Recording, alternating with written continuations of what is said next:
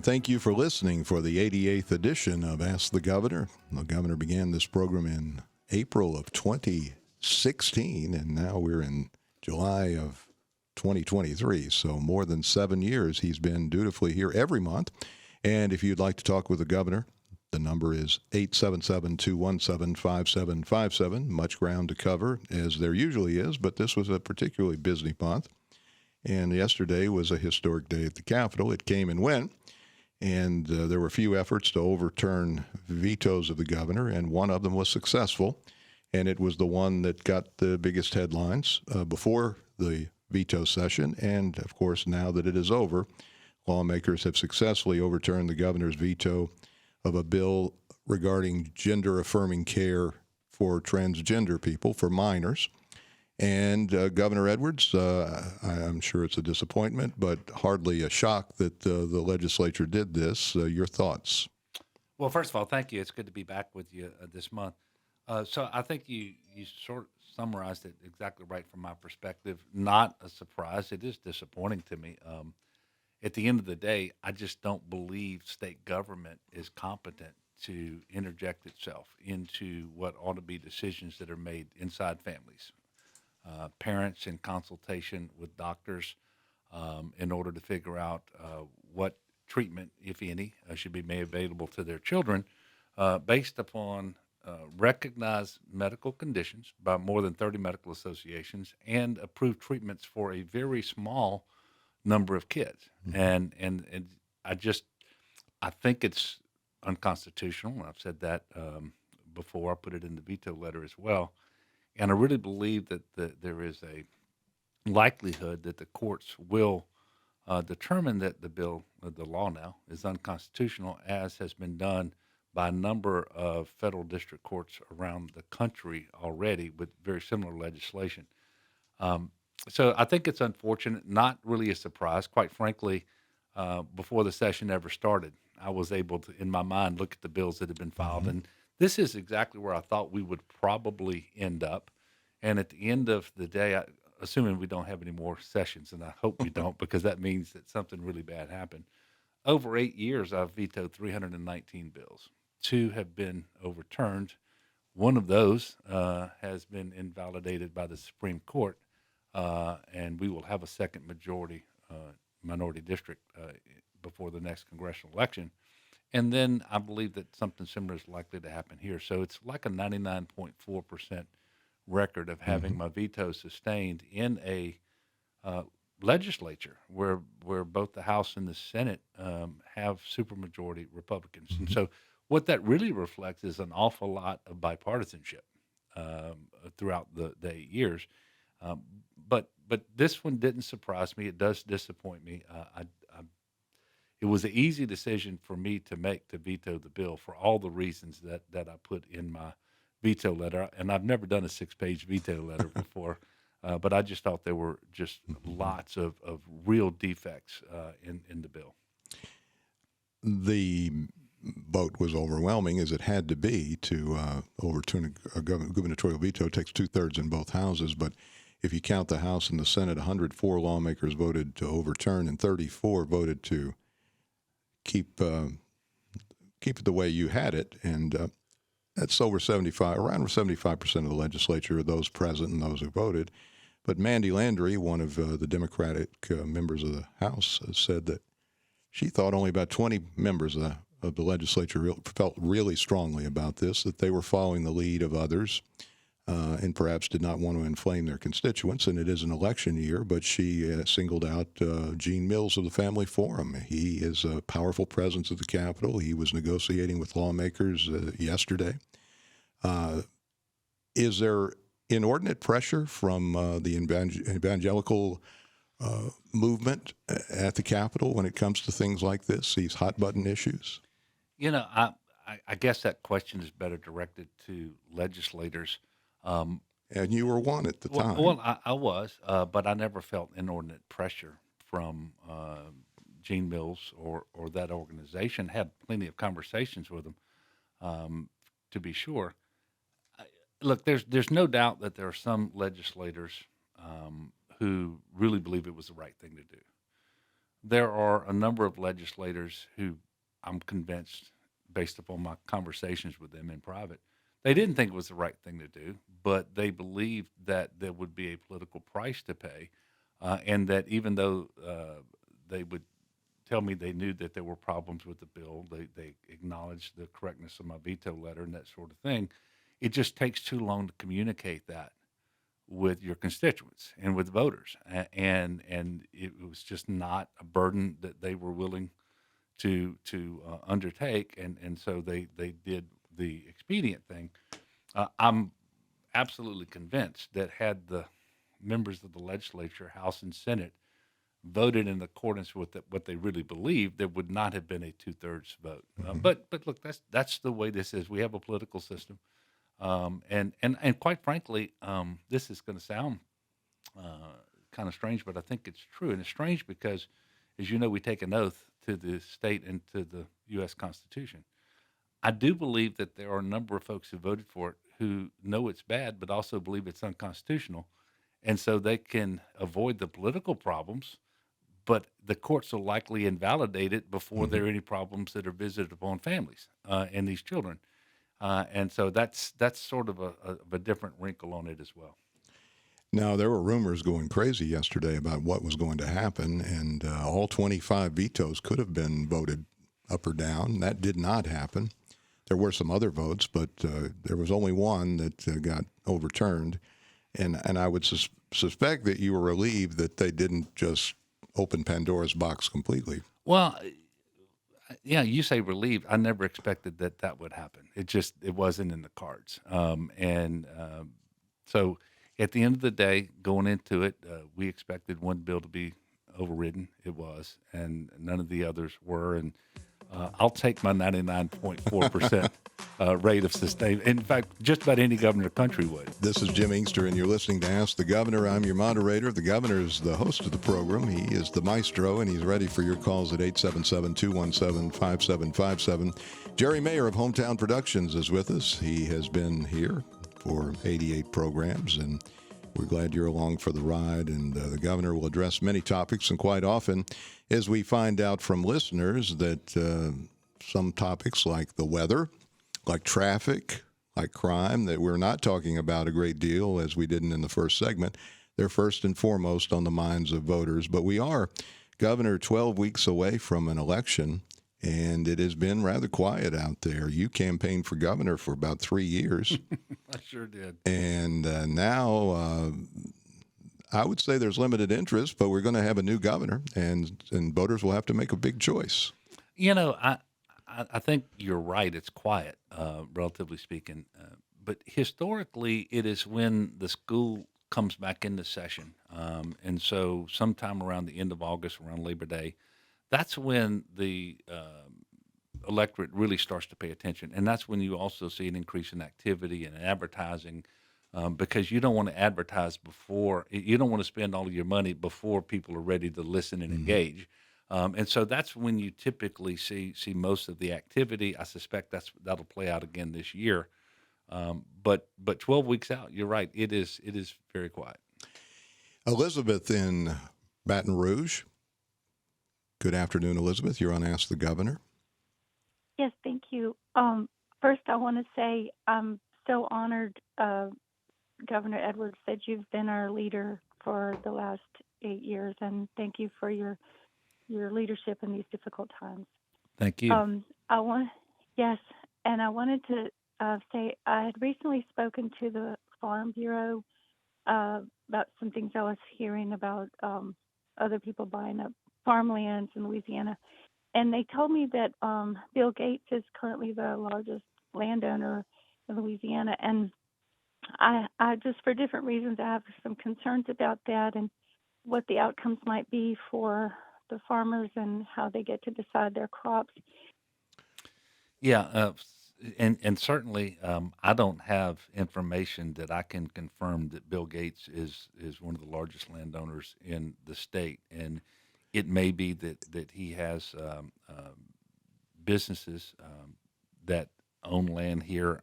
I'm just not certain. I've heard he's one of the largest in the country, Yeah. as is Ted Turner, by the way. Yes, but I'm not sure about in Louisiana. I don't see anything on the horizon that is going to, in terms of acquire ownership of farmland, that is going to adversely impact farmers. The most recently, I heard that there's a concern among some farmers, and this is really a couple of years ago, that there would be so many solar farms that would take farmland out of production for traditional crops. But at the end of the day, only a very small percentage, less than 2% of our farmland would even be considered, and not even all of that would ultimately be leased, because you have to be in close proximity to electricity substations and transmission lines and that sort of thing. I appreciate your call, Elizabeth. I'm just not aware of anything related to Mr. Gates and any excessive amount of land ownership in Louisiana that would cause a problem. Thank you, Elizabeth. Harvey in St. Francisville. Harvey, you're on Ask the Governor. Yes, good afternoon, Governor. Am I coming through okay? Yes, sir. I can hear you. Thank you. Well, good. Good to talk to you. I'm calling about environmental issues related to the proposed bridge that would be located in, I guess at this point, one of three locations, proposed locations that would go into Iberville Parish, south of Baton Rouge. And specifically, I'm asking about the impact on old growth cypress that's in what is now the preliminarily highest ranked alternative that would go through the Sunshine Settlement area across the river into Iberville Parish.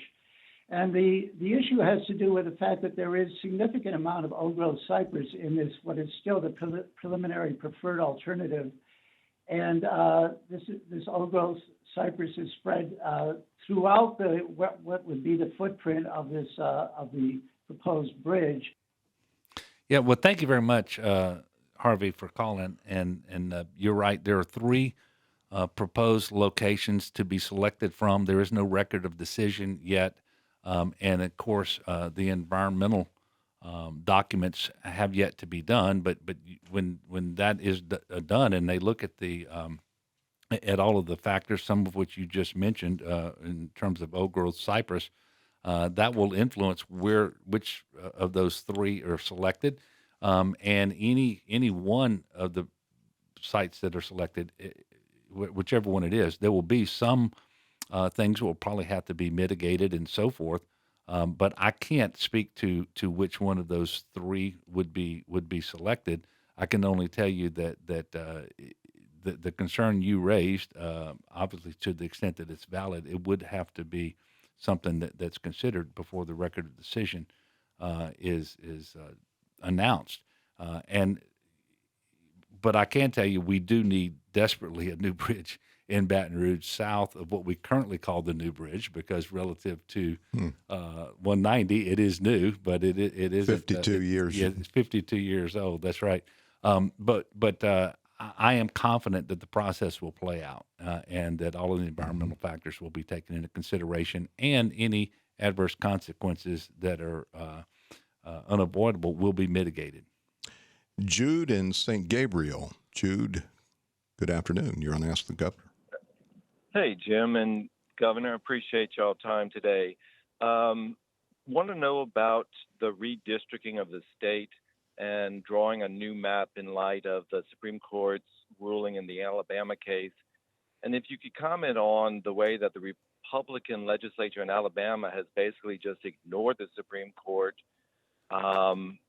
What is the status here in Louisiana in addressing our maps and our elections? Both, I know it's federal, but even the state maps. Well, first of all, Jude, thank you for calling. And the court case, as I understand it, in Louisiana is back in the Middle District of Louisiana Federal Court. Judge Shelley Dick is the judge. She has set a scheduling conference for later this month, but leading up to, I believe, a trial in October. And so she's already announced enough of her findings that the legislature's previous bill violated Section 2 of the Voting Rights Act and needed to be redone. If you remember, she ordered the legislature to do that. It failed to produce a district that the second majority black district, and then the things got caught up in the Alabama case. And when the Supreme Court ruled on the Alabama case, then obviously the stay on the Louisiana case has now been lifted. That litigation is active. I don't know enough about what the Alabama legislature did to opine on the radio today, whether it did or did not comport with the court rulings and so forth over there. I can only tell you in Louisiana, a third of our state is black. We have 6 districts, and it is very easy to draw 2 majority black districts. And in fact, the second majority black district that was rejected by the legislature actually is more compact than the one that they opted for, and it satisfies the redistricting principles better than the one that they opted for, because they actually had to go out of their way to create 5 majority white districts. And so it's going to be a lot easier to do here in Louisiana. I'm not sure whether the court will ask the legislature to do it again for the third time, or whether the court will employ experts and then figure out what the map should look like, on its own, rather than getting the legislature back involved. But I am confident that before the elections in 2024, we will have 2 majority black districts in our congressional map for Louisiana. Thank you, Jude. James in Longview. James, good afternoon. You're on Ask the Governor. Well, hi, Jim, and good afternoon, Governor. I just wanted to ask your opinion of Robert F. Kennedy, Jr., a Democrat like yourself. I was just wondering, could you tell me whether you agree or disagree with him on his primary platform issues, notably vaccines, especially? Yeah, well, he's a Democrat, but he's not like myself. Thank you very much, James. It's good to hear from you again. No, I am not a fan of Mr. Kennedy, and I think he engages in a tremendous amount of misinformation, conspiracy-oriented things. He says things that are just outrageous. He did it again recently when he said that it appeared that the virus at issue in COVID was such that it didn't target the Chinese and certain Jewish folks as much as others, and there's just no scientific basis for that, and beyond that, it's just really unfortunate because we have so much anti-Semitism as it is, and then you have folks who are Chinese and maybe not Chinese who are subject to an awful lot of hate as well, who through absolutely no fault of their own. And so, but in any event, I am not a fan. I don't believe that he is guided by science, and he engages in too many things that are just not factual, not scientific, and that can be dangerous, especially when you have a public that seems to be, at least much of it, too easily misled. You were involved in an unveiling, I believe, this morning, the Louisiana Heritage Monument. Could you tell us about this? Yeah, so 2 years ago, Senator Boudreaux passed a bill, and it was unanimous in the legislature, to create a monument that we would put in the Louisiana Veterans Memorial Park, which is just next to the state capitol in the Arsenal Park, that would specifically pay tribute to African-American veterans, both from Louisiana and around the country, and really going back to the siege of Port Hudson, where we had at least 600 former slaves fighting for the Union that participated in that, who were killed in that battle. Were not sufficiently recognized. Were not, they weren't honored in any real way. But you can just go on through to World War I and World War II and so forth, and even the Vietnam War, not a lot of recognition for African Americans. And in fact, it was 75 years ago, July 26th, when President Truman first integrated the armed forces. Before that, you had all African American units, and many times with white officers. So we've come a long way, but we unveiled this today and featured a number of Louisianans, like General Russell Honore. He's on there, but Colin Powell is featured on the monument, as is Secretary of Defense Lloyd Austin. And I had the good fortune of knowing all three of those people. I have relationships with all three of those people, but others as well. The Tuskegee Airmen, the Buffalo Soldiers, and I'm encouraging the public to go by and take a look at it. There's a QR code when you get there, and you put it on your phone, and it is basically a digital museum. It tells you all about the monument and the history, and so I encourage people to go and take advantage of that. And Paris Davis, Yes, Colonel Paris Davis was there today. Medal of Honor winner from Southern University, who was wounded, shot 11 times in 3 tours of duty in Vietnam and survived a 19-hour firefight. And real guy. Silver Star. Medal of Honor recipient. Silver Star, Bronze Star, Purple Heart. You're listening to Ask the Governor on your local station, as many stations across Louisiana have aired our program for 88 consecutive months. And the governor is with us through the end of this hour. If you'd like to get in, 877-217-5757. Occasionally, Governor Edwards makes news on the program. He says he has an announcement to make. I'm not sure what it is, but you have the floor, Governor John Bell Edwards. No, thank you, Jim. So I can tell you that the board for the Louisiana Pinnacle Hall of Fame Museum in Winfield, Louisiana, has voted as to who they're going to induct in 2024.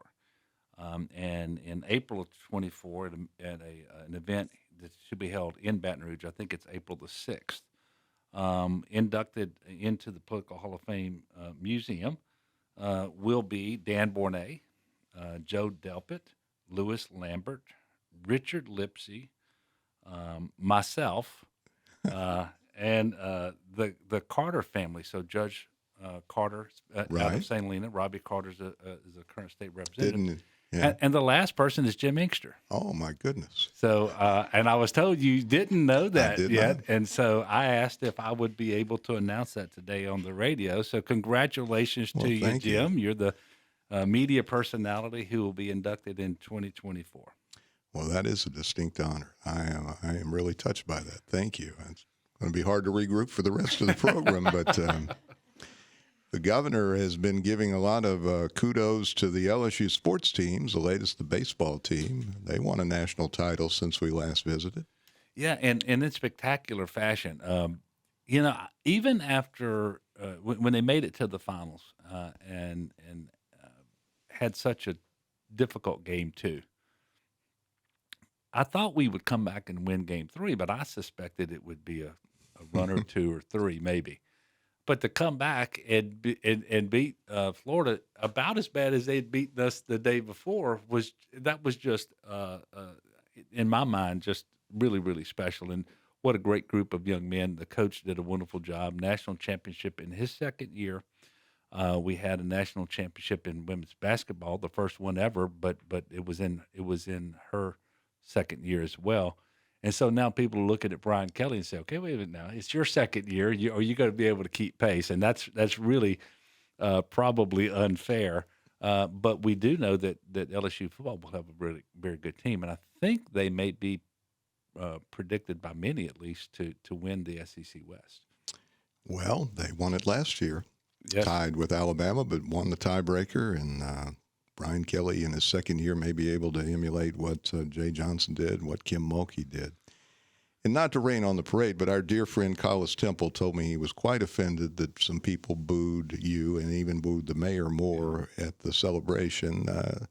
Was that something that bothered you at all? I'm not going to say it doesn't bother me at all, but a lot less than you might think, because at the end of the day, it wasn't close to a majority of the people there. It's unfortunate because I think it detracts from the ceremony when we're all there to celebrate a national championship and to offer our congratulations to the team and the coaches and the university and all of that.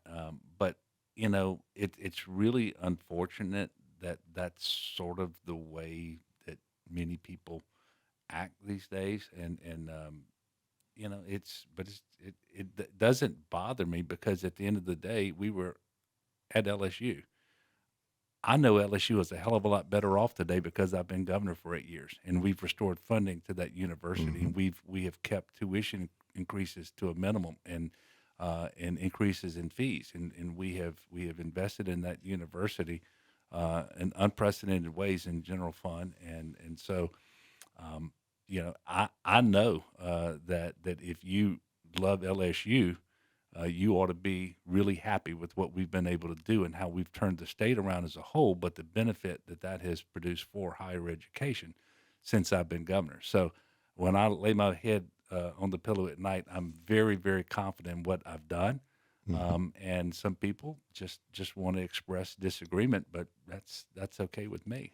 I'm going to continue to wear my purple and gold and be just Well, as, you are an LSU graduate, and I can say that historically LSU has fared better when graduates of LSU are in the governor's mansion. And Governor Jindal, who was a graduate of a fine Ivy League university, Brown University, King Alexander, said he had to make 13 budget cuts during those times. And you're right. You have made sure that LSU and other universities, not just Louisiana State University, other higher education places in Louisiana have gotten adequate funding. But the next governor, who knows? That should be a question, I think, for those running. And we don't have many LSU people running this time. yeah. And look, but if you ask Southern whether their funding is better, they're going to tell you yes, tremendously. The same thing in the University of Louisiana system, the Louisiana Community Technical College system. It is extremely destabilizing. And we had gotten to a point where we had university presidents trying to figure out how to keep the lights on. They're not trying to figure out how to deliver better education. How do you keep the lights on? And we have totally turned that around. When Governor Jindal became governor, 30% of higher ed support came from the student, 70% from the state. By the time he left, that had been totally reversed. 70% from the student in tuition and fees, 30% from the state. And so we have done our very best, and we have fully funded TOPS. We have increased about fivefold the need-based aid for higher education made available in Louisiana. But in terms of not just operational dollars, which obviously we've increased, but the capital construction budgets for our universities and colleges has also been improved. And I, quite frankly, am very proud of that. And I meet with people who are professors and administrators in higher education all the time, and they are profoundly grateful. And so that's what's going through my mind when I'm on a college campus, not any of the other stuff. And there were decisions recently involving the Supreme Court in higher education, student loans and affirmative action. You have any thoughts about the direction the court has taken on those two big issues? Well, they're big issues for the country as a whole. And let me say flat out, I believe that our education systems are better when they have a diverse student body and diversity among the professors and others.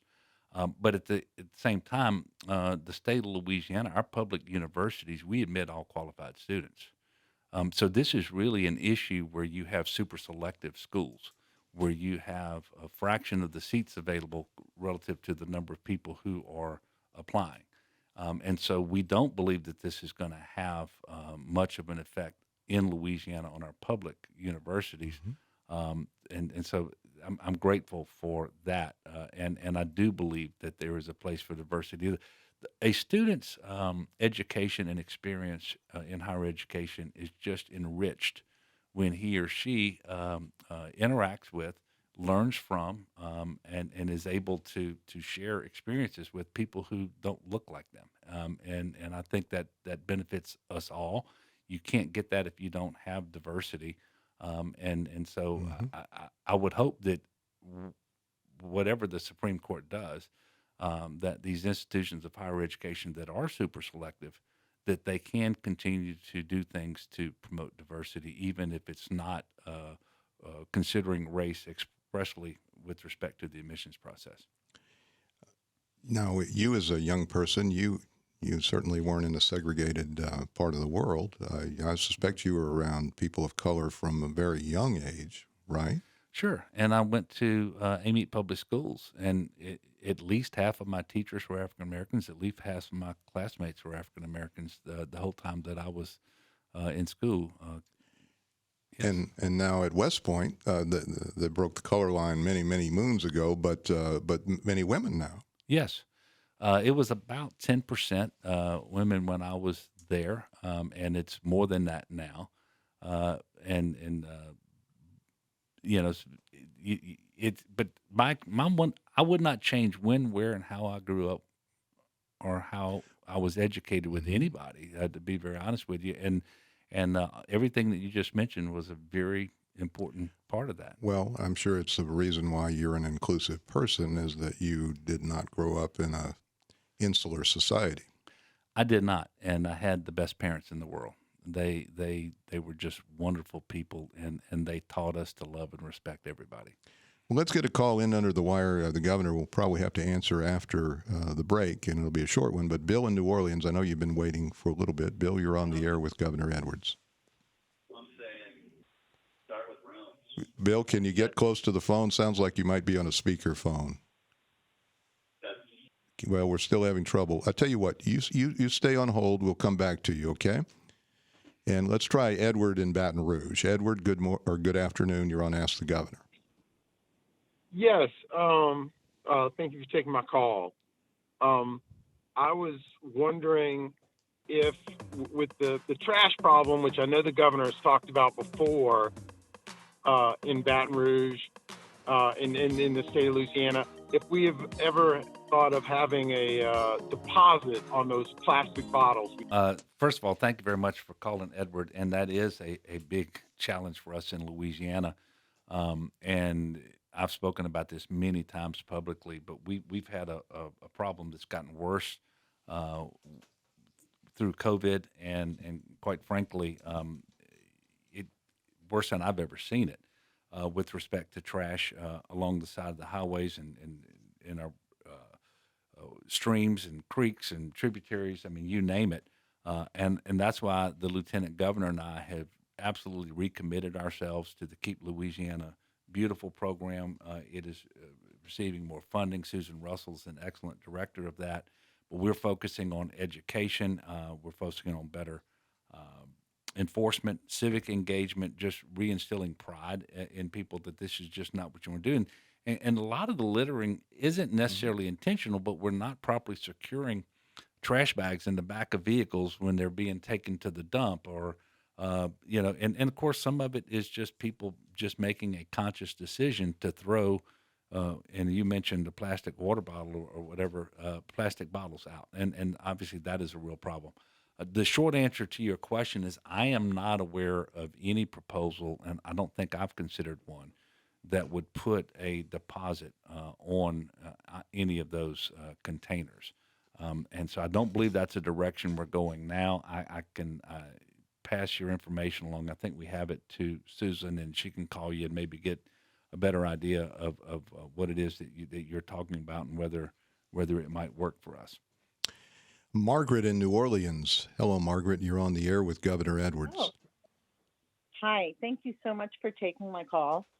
I have been hearing headlines on the news, on the radio actually, that a majority of people in Louisiana are unsatisfied or concerned about the legislature and the direction the state is going in. And I would just like to hear the governor's perspective on that. Well, first of all, there's always things to be concerned about, and I too am concerned about a number of things. I always have been. I'm not going to pretend that we're achieving the education outcomes that we would like or the healthcare outcomes that we would like. But what I can tell you is that we are doing better, and that we are investing in those things again. And you're not going to achieve better health outcomes until you connect people with health insurance and they can have a relationship with a primary care physician, get their diagnosis earlier and start their treatments earlier, have access to prescription medicine, access to behavioral health services and addiction disorder.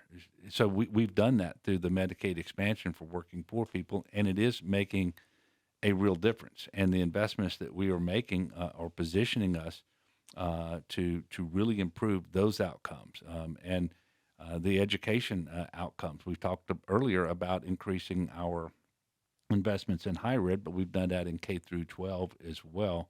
I think the total teacher pay raise over the last few years is $5,100 now, and that's going to allow us to be more effective at recruiting and retaining top quality teachers. And that is the number one ingredient in education is you've got to have a professional, motivated teacher in that classroom with our students. And so there's a number of things that we are doing from improving our tax system to criminal justice reform. There's an awful lot of good work that has gone on.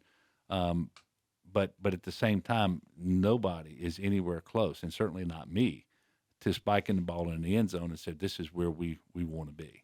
And I don't know that day will ever come. And so we always should keep our eye on the future and be working to make sure that we are making progress. Stuart in Baton Rouge. Hello, Stuart. You're on the air. Jim, Governor, the audience, the Governor, is always a pleasure. Thank you. Governor, from your vantage, do you have information, polls, or research to reflect to share with you why the citizens of this great state are so comfortable and have been so comfortable with the state continuously being the most, quote, illiterate and the most poor state in the union? And is the Democratic Party the National Democratic Party going to come out and help elect Sean Wilson? Sean Wilson. It's my understanding that the party is helping and will do more. And you know that I have endorsed Sean. He was a really good public servant for many, many years, but especially the more than 7 years that he was the Secretary of the Department of Transportation and Development. And look, I don't know, and I think your question kind of dovetails into the previous one from Margaret. I don't know that anybody should be satisfied here in Louisiana, or quite frankly, in any other state.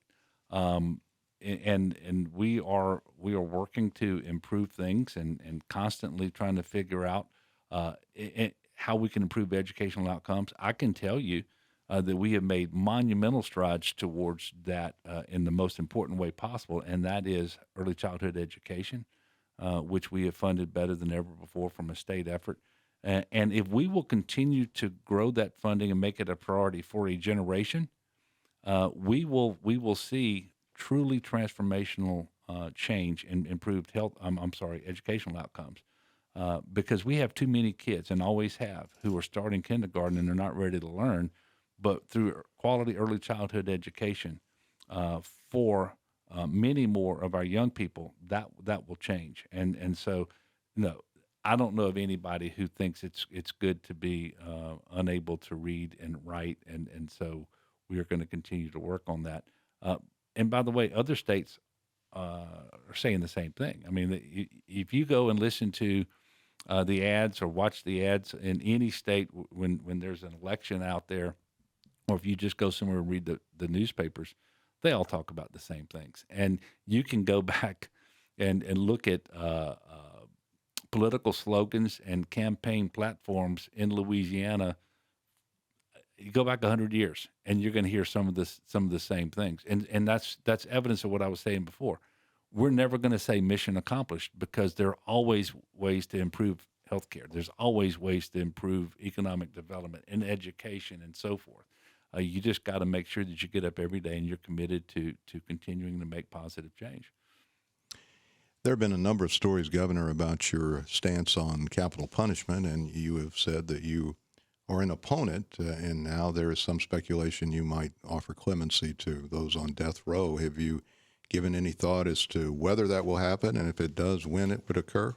Well, so unlike a number of governors, and I don't know exactly what each governor can do, but I know there are a number of governors out there who have the plenary authority to grant pardons. I do not. So I have to have a application that is heard and that a recommendation is made by the pardon board, and then it comes to me, and I can say yes or no. I think there are 56 petitions for clemency filed by death row inmates. There are 57 death row inmates, so almost all of them, all but one. And the pardon board has those now, and they're trying to figure out exactly how they're going to review those to see who's eligible, and then what hearings and what that schedule is going to look like. But until all that happens and one or more of those come to me, there is nothing for me to do. But getting back to your intro, I do believe we should move away from capital punishment. In the last 20 years, there's been one person executed, 6 exonerated, found factually innocent of the In crime. Louisiana. Yes, Yeah. yes. And another 50 or so had their sentences changed to something other than a death in that same time period. And hundreds of millions of dollars have been spent. And the costs start to accrue as soon as someone is arrested and it's announced that these charges are going to be brought. And the costs are accrued on the prosecution side, the defense side, and then to have a death row segregated from the rest of the prison there at Angola. And so for all of those reasons and many more, first of all, I'm pro-life. You all know that. I happen to believe that this is an obvious extension of that. And we shouldn't set an example for our state that it is okay to resort to violence to settle a score, much less death to settle a score. So I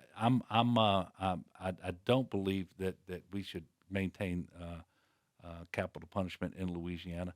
And by the way, when you make a mistake there, it is absolutely final. There's no do-overs. You can't get it back. But if you were to offer clemency or present clemency as governor based on a recommendation, that doesn't mean they're getting out of jail. No. In fact, none of them. It would be a life without parole sentence. So I don't know how many, if any, are going to come to me, and I review those files individually and that sort of thing, but none of them are even asking to get out. They're asking to have their sentence commuted from death to life without parole. Well, it sounds like if you were to receive an instrument like that, you might be inclined to accept it. I review them individually as I receive them. I suspect you're going to get a few now. But, Governor, thank you, and we'll be back for show number 88 next month, and congratulations to you. 89 next month. 89, yeah, we just finished 88. 88 now at the gate and on to 89. Until then, thanks for listening. Stay tuned. Thank you.